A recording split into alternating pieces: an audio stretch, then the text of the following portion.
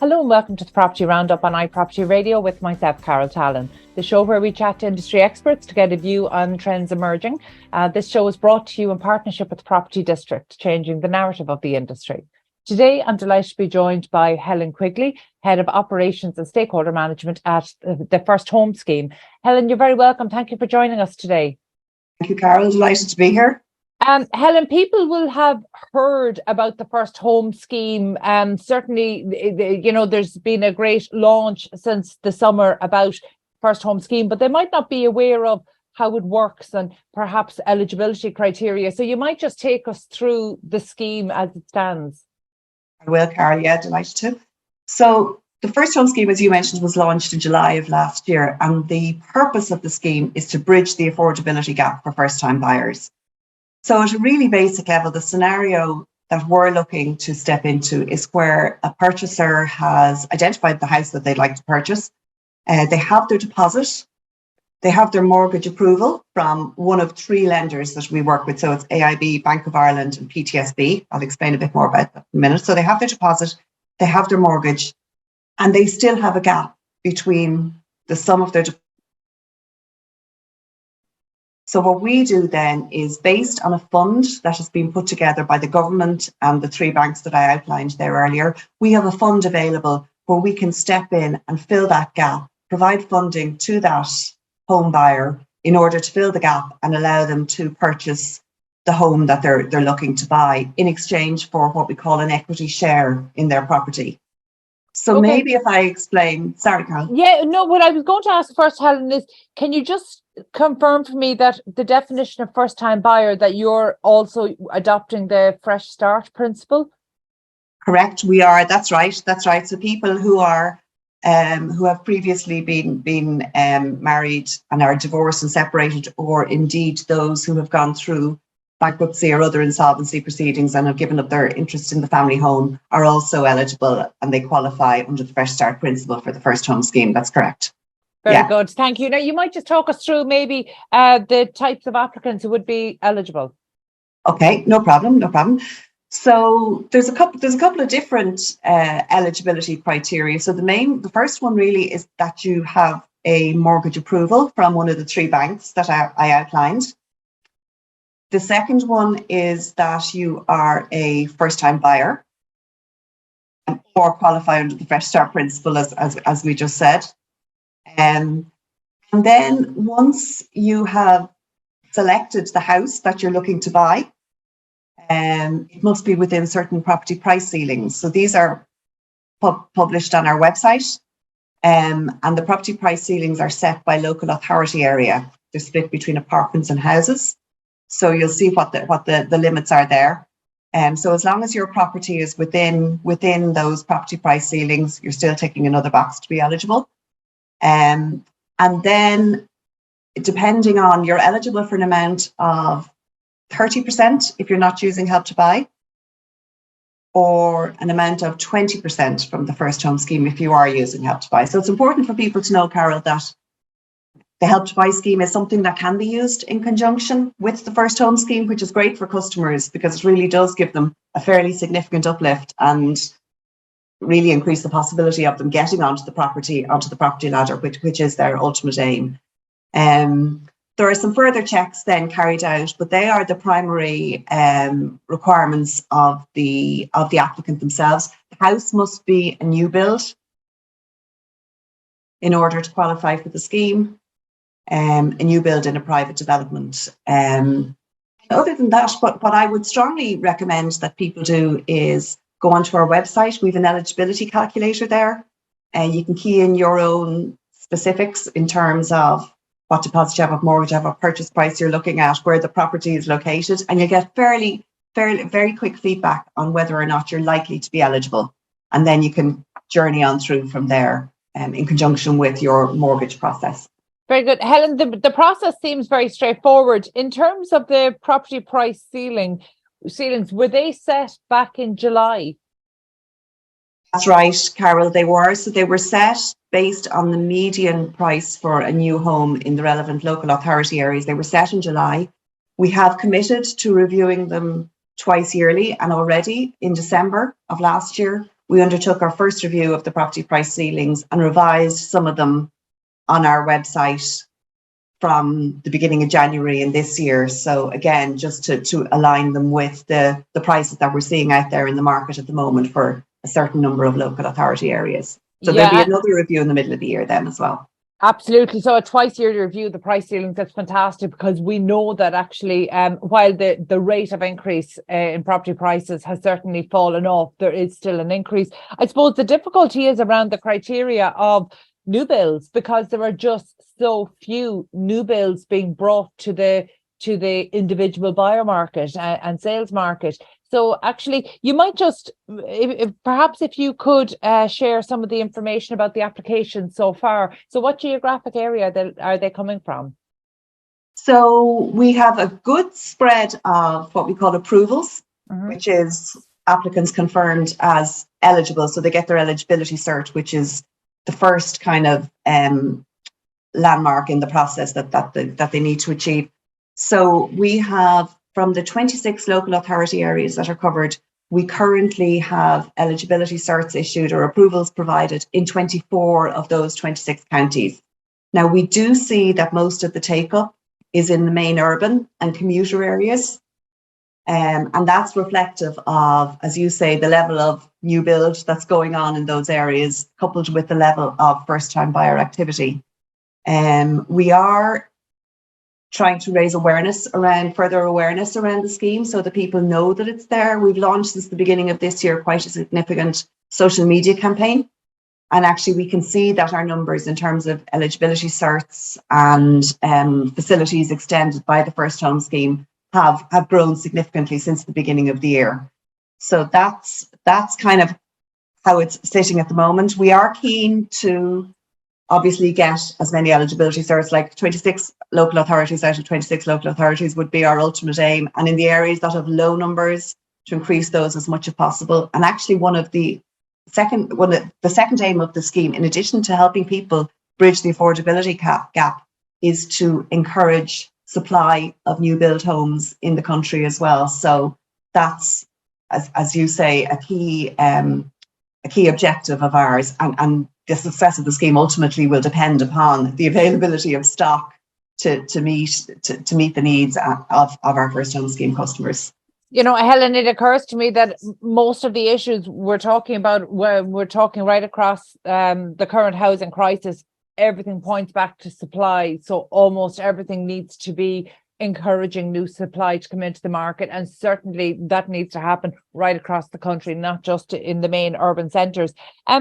Over the last number of months on the show here, we've started to speak to more first-time buyers and mortgage applicants, and indeed self-builders, and we're coming across some really common issues, and they are people buying alone. So single people just tend to find it more difficult in the current market. So that's one of the big challenges. The second is anybody who is self-employed. So for those two additional challenges, is the First Home Scheme potentially suitable for applicants like that? So taking your first point, Carol, around single applicants, we have seen quite a high level of interest from single applicants to the First Home Scheme. So at the moment, it's kind of a 45-55% split between single applicants and couples. So certainly we're seeing quite a significant take up. Obviously, it depends on them getting their mortgage in the first instance, because they need to come to the table with approval in principle for their mortgage. But we're certainly seeing quite a number of those single applicants. In terms of self-employed, the same applies to them, in that as long as they can get their mortgage approval in principle, they therefore potentially qualify for the First Home Scheme. We don't have any income limits as part of our eligibility criteria. It's literally the funding gap that you have, whether the property falls in the property price ceiling, and again, we'll fund up to 20 or 30%. So we don't take income or repayment capacity into consideration, just because of, I suppose, the uniqueness of the product. It's an equity share. You don't have a monthly repayment cycle like you would with a mortgage. And in fact, that's one of the things that's very flexible about the first home scheme equity share, is that the repayment side of it is very flexible. So if you so choose, you could elect not to pay it back until 10 years down the line, 15 years down the line, or for when you sell the home, for example. Or alternatively, you might be one of these people who comes into money maybe 5 years down the line or 10 years down the line, and you want to repay some or all of the equity share. Now, one thing I should point out is that there is a service charge that applies to the equity share amount from the beginning of year 6 of ownership of the property. Mm-hmm. But again, that service charge can also be deferred. So you can choose to roll that up and pay it at the end at no additional cost, if you so choose. So we're seeing kind of different, we're getting different feedback from customers in terms of, a lot of them are very happy at the time when they're purchasing the new home. They have a lot of expense going on, so they're very happy to push out any thought of repaying the FHS equity share and the service charge until much further down the line. While others come to the table, and even at application stage, they're very keen to start understanding what their repayment options are and how soon they can start repaying and how often they can repay during the year, and they can make up to 2 repayments per year against the equity share. Helen, one of the important things to point out about the scheme is that it's not necessarily a state scheme. So you might just understand, or help us to understand, the formation of this initiative, how it came to be, because I genuinely think that's important, because explaining to homeowners that we're not talking about a set amount, that we're talking about a percentage in terms of equity, and that percentage increases, that percentage stays the same. So the value of the home may increase or decrease, which means the sum may increase or decrease, but the percentage equity stays the same. And sometimes that's quite difficult for buyers to understand if they're trying to plan for maybe 5 years down the line or 10 years down the line. Yeah. So there's 2 things there, Carol. First of all, as you say, while the state are one of the shareholders, they're the main shareholder in the scheme. In total, there's a fund of €400 million that has been put together by the state and by the 3 banks that I called out earlier. So AIB, including EBS and Haven, BOI and PTSB. So they're the 4 partners, or the 4 shareholders in the scheme at the moment. So you're right to say it's not just a state scheme, it's actually state plus the 3 banks together. In terms then of the equity share, yes, you're right. So it's probably best for me to illustrate by way of example how it works. So say, for example, in a scenario where you're looking to buy a house that's, say, €400,000 purchase price, you have your deposit of €40,000. You're approved for a mortgage of, say, €280,000. So that gives you €320,000. So you can see you have an €80,000 gap between the 320 and the 400, which you need in order to purchase your home. So for that €80,000, that's 1/5 or 20% of the purchase price of the home. So we will give you that €80,000 in exchange for a 20% equity share in your home. So go back to the point that you were making earlier. If your home increases in value, so say, for example, you go to sell your home in 10 years' time and it's increased in value to €500,000. Well, at that point, then, while we gave you funding of €80,000 at the outset, your repayment amount becomes 20% of the €500,000 of the new value on the property. So it's €100,000 then is the repayment amount at that stage. But similarly, if the house goes down to €300,000 in value, it's €60,000, or 1/5, 20% of the €300,000 is what is repayable to the first home scheme at that stage. So we share in the upside and the downside, the property increase and the property decrease possibilities within the market. I think that's such an important point, because actually so many of our schemes are one way. So the state doesn't get the benefit of inflation and house price increases, whereas, and obviously nobody has a crystal ball. And I think the market is at an unpredictable stage where it's difficult to see it as anything other than a peak right now. So actually there could certainly be some downside before you see any upside. But in the long term, is the plan essentially for the success of this scheme to feed into the initial 400 million budget, and so it becomes a self-sustaining initiative for first-time buyers? So at the moment, we have shareholders obviously who need to be repaid.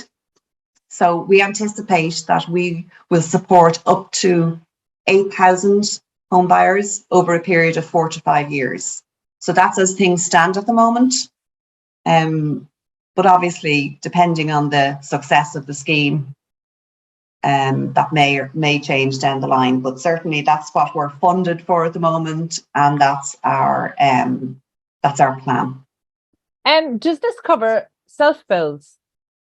Currently, no, Carol. So it is something that we have been looking at within the first home scheme. So it's quite a different purchase process, as you may be aware, for a self-build versus a new home. So we're looking at it to see how and whether it could be incorporated within the first home scheme.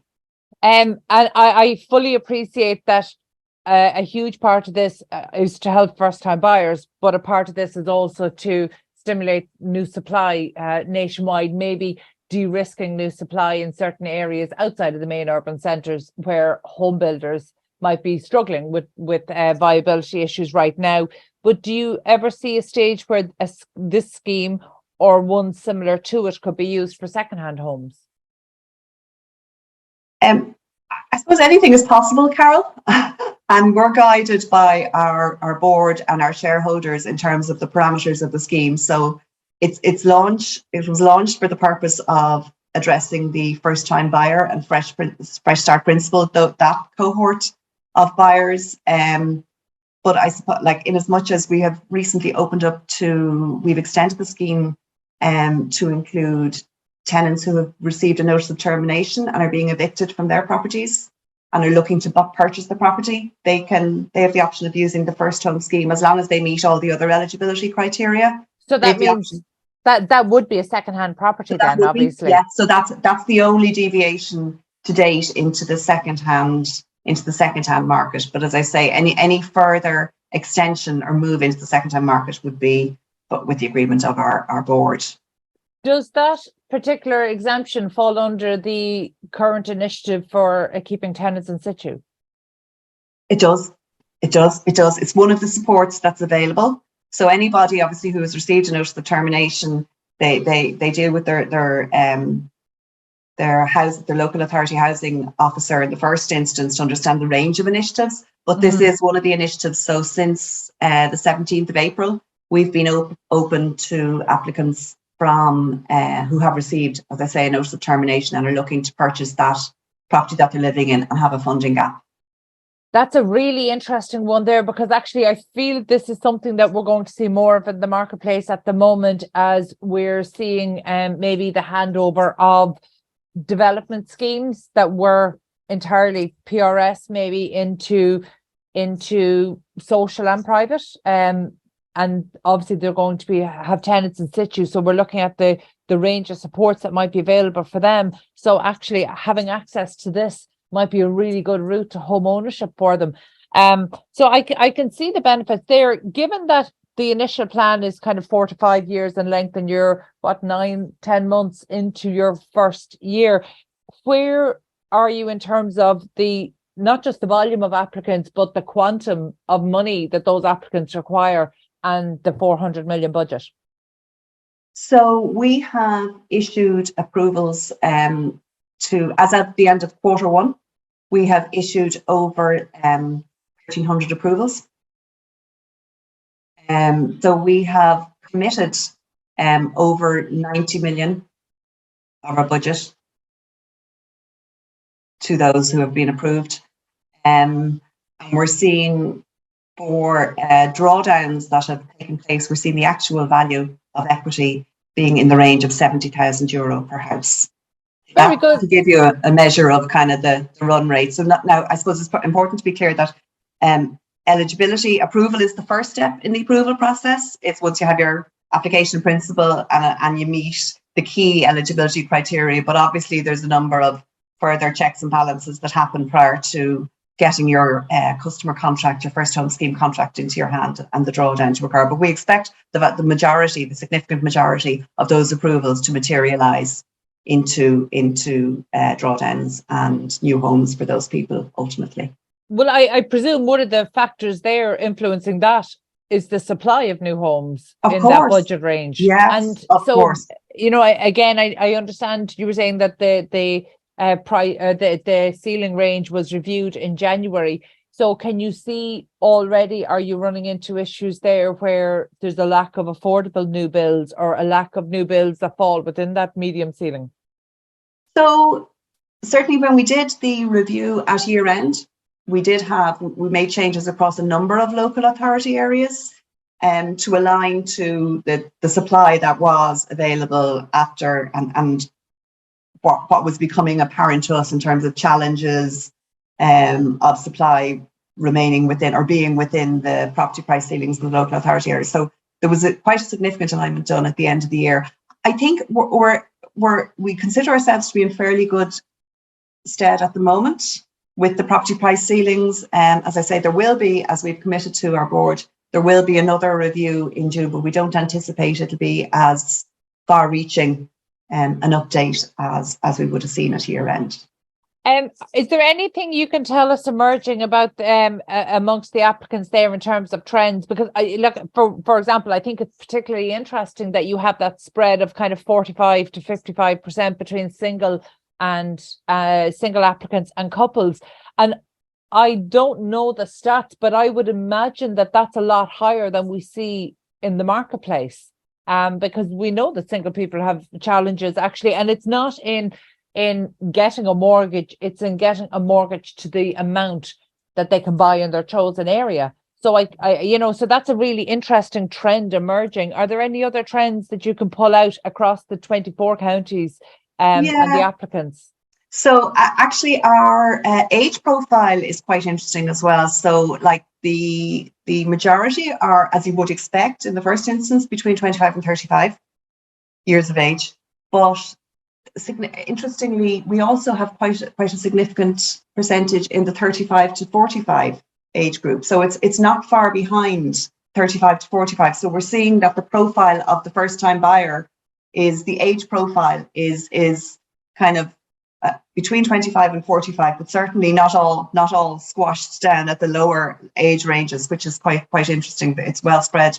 Well, what's really over the last year when we've spoken to estate agents and buyers agents, particularly the emerging picture is one of a much older first-time buyer. So I have seen some stats to put them at 34, which is just within your first price bracket there, to That's kind right. of 36. Which is just outside of that price bracket. So actually, the surprising thing for me is that there's 25-year-olds applying for this. Maybe that's one of the surprises. But we are seeing that coming from the traditional mortgage data, first-time buyers have definitely aged upwards. Yeah. Putting them around the 34 mark. So actually, the first home scheme might be a way to help people get on the ladder sooner rather than later. Exactly. So rather than waiting until they have, saved that extra amount of a deposit, which will allow them to get a slightly larger mortgage, that we can actually step in sooner to bridge that gap. And as you say, for single people, like if single people were struggling to get, mortgages of sufficient amount to purchase their home, obviously if they come to us with their mortgage and it's not sufficient to purchase their home, we're there exactly for that reason, to fill that gap. So when they've maximized the mortgage and if they still don't have enough, that's where we step in. So hopefully we are making the lives of those single people easier in their search to find and get themselves into a new home. Helen, this is actually something that I've spoken to intending home buyers about over the last number of months. And I was surprised that people might have known there was a scheme, but people can discount any initiatives thinking, the eligibility criteria, you have to jump through hoops and they're afraid of the paperwork. They think it's overly bureaucratic. From start to finish, how long does it take for people to get that sort of eligibility? You'll get your initial sense online immediately once you key in the details into the calculator. And then in terms of getting the formal eligibility cert in your hand that allows you then to go shopping around looking for the house of your dreams, we're talking days, not weeks, Carol. So it really is very fast. Like the feedback to date on the scheme has been really positive from those who have gone through the process. And, one of the things that they're particularly positive about is the speed at which things move. So from the speed to getting their eligibility certificate, and then the remainder of the process works in tandem with your mortgage drawdown process. So it's only as long as it takes you to get from approval in principle to mortgage drawdown. But certainly for the eligibility cert on the first home scheme side, it's days and it's not weeks. That's really great news. Thank you so much. And look, finally, and perhaps this isn't a question you can answer, but I'll ask it anyway. Because you're operating now in 26 counties, do you have a line of sight on new developments? That your applicants will be able to avail of, because we know there's such a shortage of new homes coming to the for sale market. Do you have kind of a line of sight on that pipeline there? Can you see areas where you feel you'll be able to direct applicants? We obviously are.